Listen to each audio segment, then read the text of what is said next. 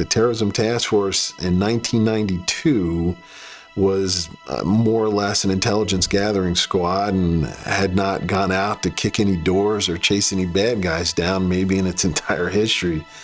But February of 1993, the first attack in World Trade Center occurred. The Trade Center attack was seen as a criminal act and treated as such. There just simply was not a belief that the different Islamic, I guess, groups out there that are fundamentalists would ever sort of work together in order to achieve a common goal of attacking the West and its interest in ridding the Middle East of Western intervention. We did the investigation. We found the people who were responsible. We put them in jail, and that was the end of the case. The information and intelligence that could be gleaned from that would have certainly helped our efforts throughout the 90s simply sat in files. It was never analyzed, never brought together and synthesized into some sort of product where we could use it to help us move into a preemptive sort of posture in the 90s so that we could actually stop terrorism.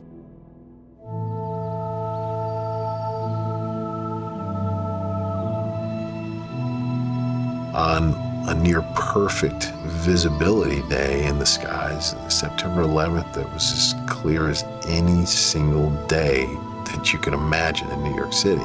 I go to the office talking to a New York State trooper, and the building shakes, and there's just this extremely loud metal-to-metal sound. I got curious and walked over to ask somebody what's going on, and that's when I heard for the first time that the North Tower had been hit by an airplane. We just saw a big torn hole in the side of that building and smoke pouring out of it, and you can see that there was flames inside that building. And right there in front of us, we see a large airline make a very hard turn and come straight into the south end of the South Tower. That moment erased all doubts in anyone's head that this was a deliberate act of terrorism. The word came back to the task force that we were establishing a command post right there at the base of the World Trade Center. And as we began to leave the building to head to that command post, I remember so vividly seeing what I thought was a large object sort of push away from the North Tower, right from the lower part of the gaping hole that was burning.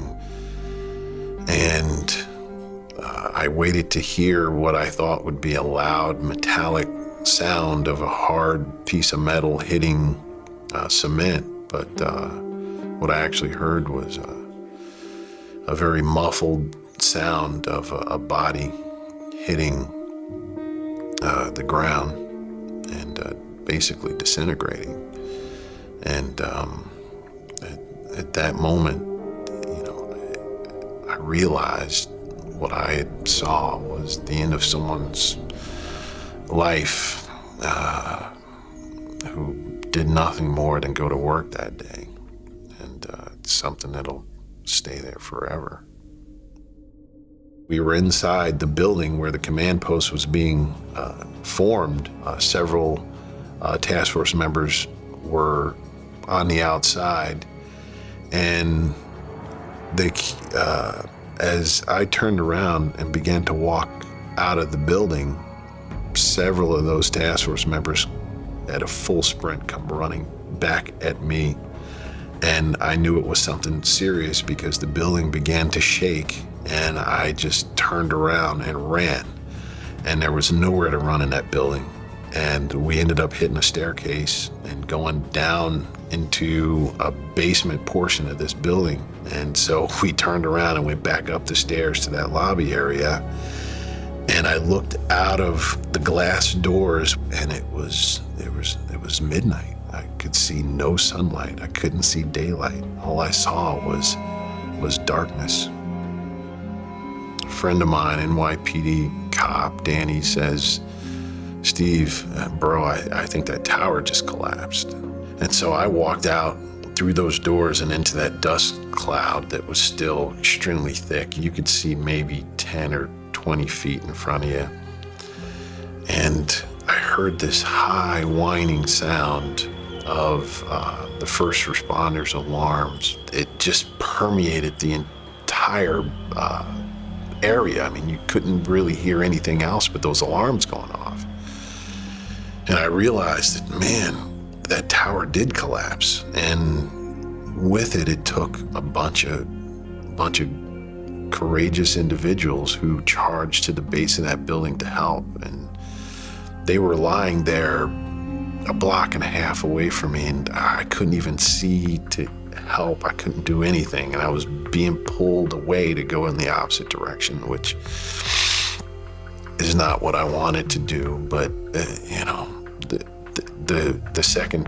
the North Tower coming down was now a reality. We knew that if that South Tower collapsed, that the North Tower was probably going to collapse too. And so I was forced to move to safety while others sat there and died.